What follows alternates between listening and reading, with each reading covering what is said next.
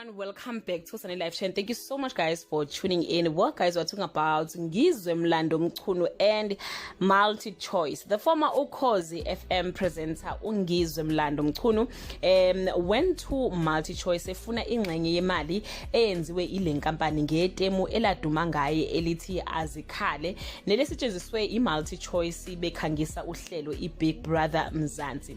Ngizwe uveza ukuthi uze kule nkampani kulandela ukuthi ebona amabhodi egcwele idolobha igoli anombhalo othi AZIKHALE. Uthe okumenze waya kule nkampani ukuthi akekho kule nkampani owamthinta efuna baxoxe mayelana nokusebenzisa leli gama.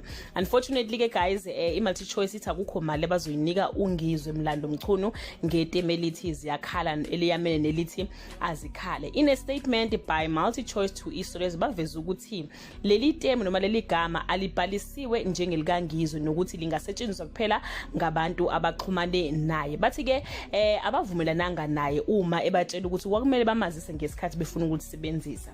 uNgizwe naye uvumile ukuthi itemu akalibhalisile njengelakhe futhi akukho okuvimba ukusetshenziswa kwalo emkhankasweni ethile.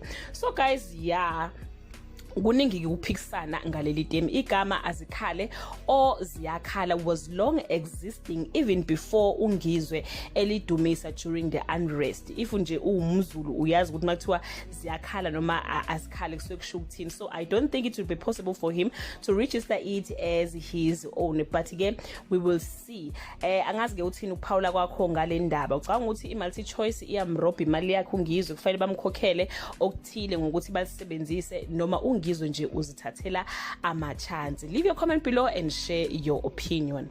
Bye.